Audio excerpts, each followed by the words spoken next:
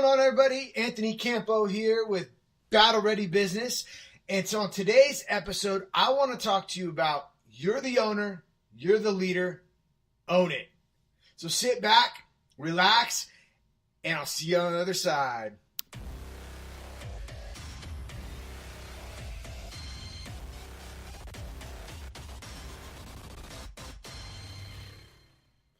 All right. So one of the biggest, my background started in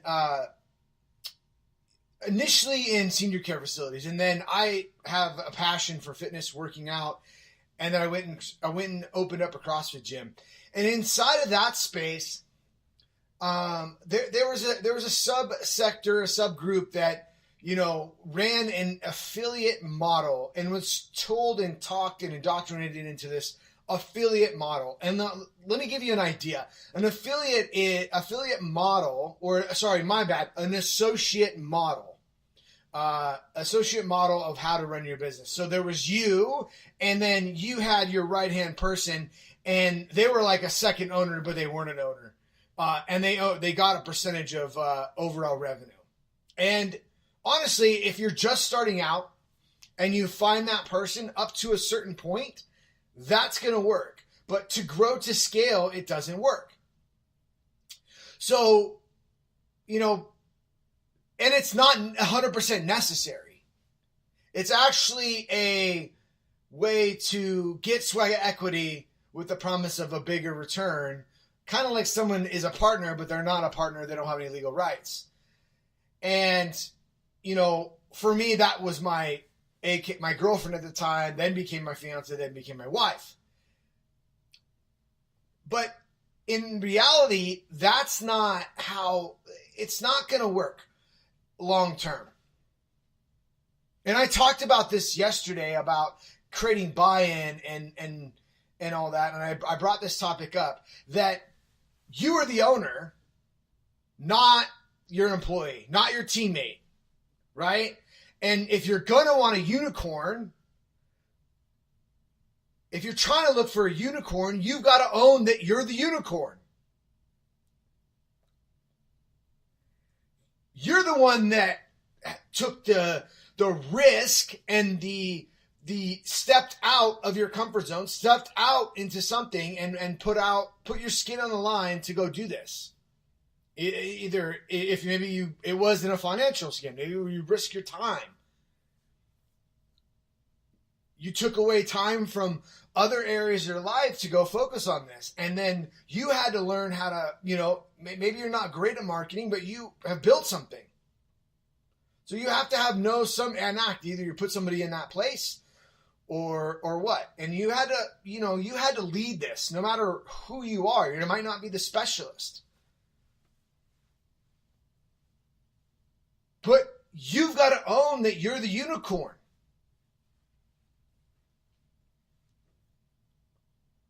And that you've figured out how to do this. You want people to take ownership of their responsibilities. You don't want them to act like an owner. Because as you grow and progress, you're going to need to find somebody, that people that are doing it even better, that are specialists. Like, if you look at any sport, that's why I love sports. The two sports that I played were football and rugby, and they're very similar in that everybody on the team has a particular role. And their role corresponds with their talents, their God-given abilities as far as like speed and quickness and size. But this associate model tried to find these unicorns and fit people into boxes.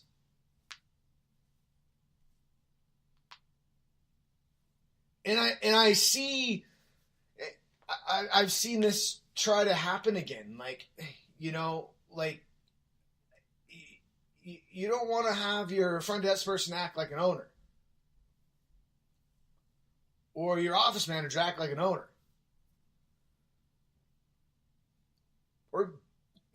maybe be capable of that, because if that's the case, don't you think that they're going to go out and step out on their own? And more power to them.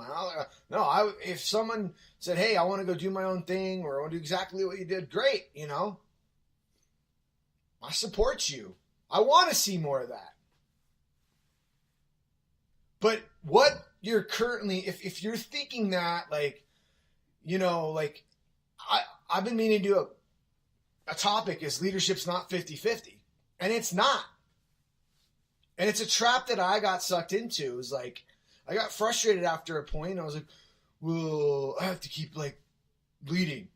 Duh. Or I have to keep following up to people. I have to, whatever, And I got frustrated myself.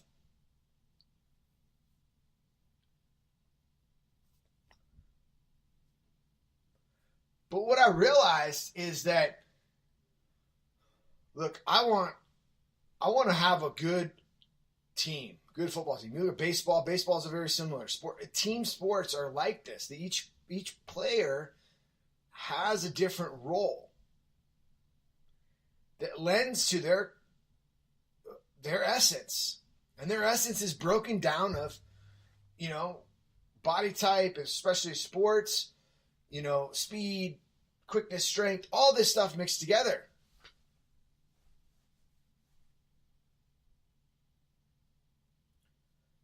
And, a little bit more of the backstory on this is that at the time, it was cool to do this associate challenge where you pitted 2, 3, 4 people against each other and have them compete for this associate position.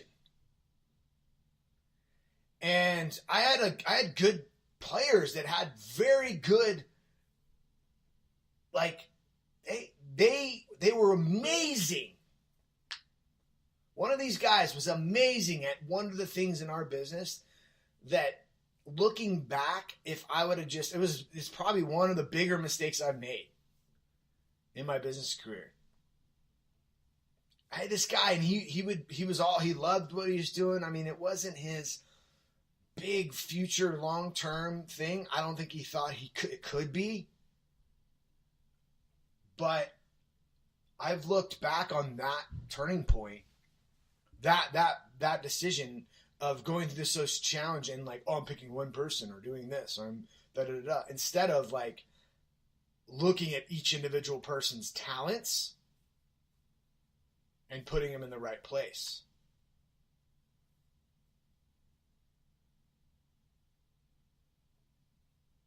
And there were the 3 people that did it. If I would have just said, okay, you're the quarterback, or you're the XYZ, or you put them in a position that lend best to them, game over. Game over. But there was 2 things. I had this internal conflict about what a mentor was telling me versus what deep down was telling me.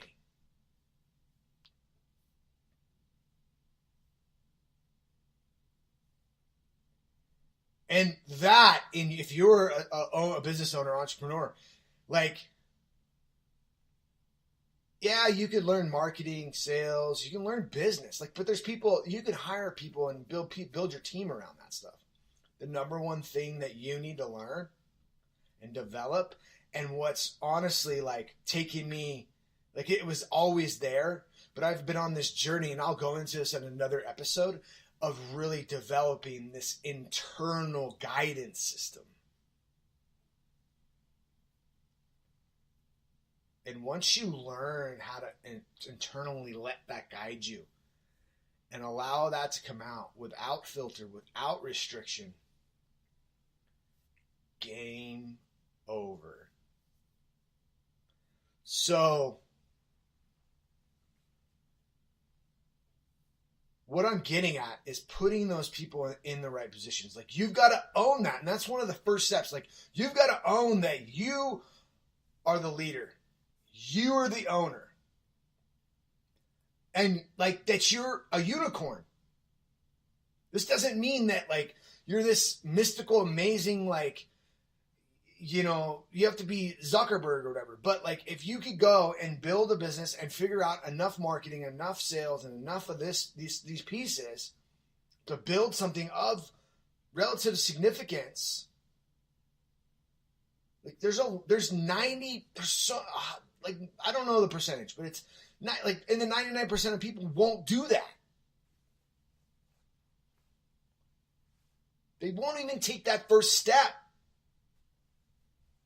So just by you taking the first step and committing to taking the next step and the next step and the next step, yeah, you're somewhat of a unicorn. And if you don't own that, you've got to own that. But also, there's a humility that comes with that. And this is another trap. I mean, I'm proud of the work that I've done. Those of you know me or close to me, like how much I've put into like educating and pushing myself and figuring out like, hey, where things work. And it's for where I'm going, and maybe if you want to say being pulled to, it's probably necessary.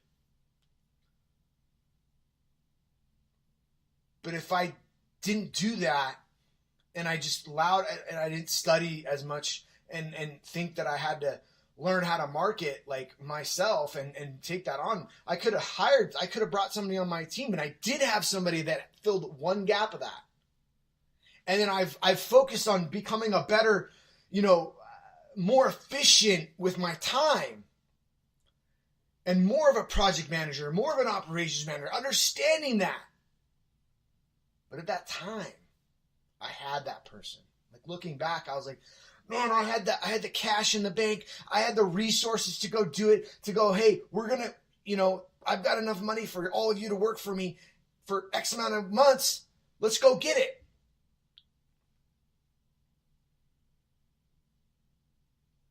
And, during that challenge, like there was big gains that were made. But if I would have just taken that like bullshit like model and what that was and developed and really leaned on what was inside,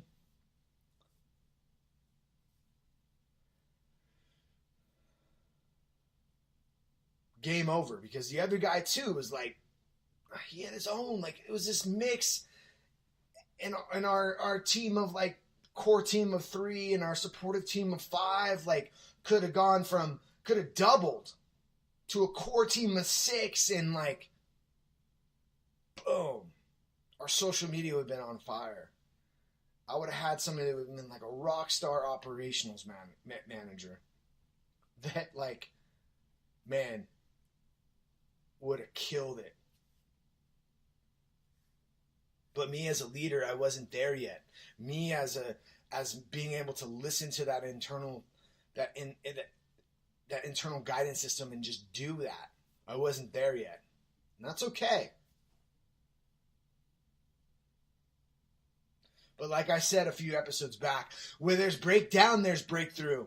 And it's taken a long time to really be like, okay, yeah. Because the number one investment at that time would have been in my business. 2 things, myself and my business. So that's it for my rant today. If you have a team and you're struggling with your team and you want to build it and systematize it, get them dialed in, get them what I call battle ready so that you can go to war in the marketplace and win, head over to battlereadybusiness.com/go. Drop your email in. There's a quick video, and then it'll tell you how to set up an appointment with me. And I hope you have an amazing day, and I look forward to supporting you in the future. And I'll talk to you soon.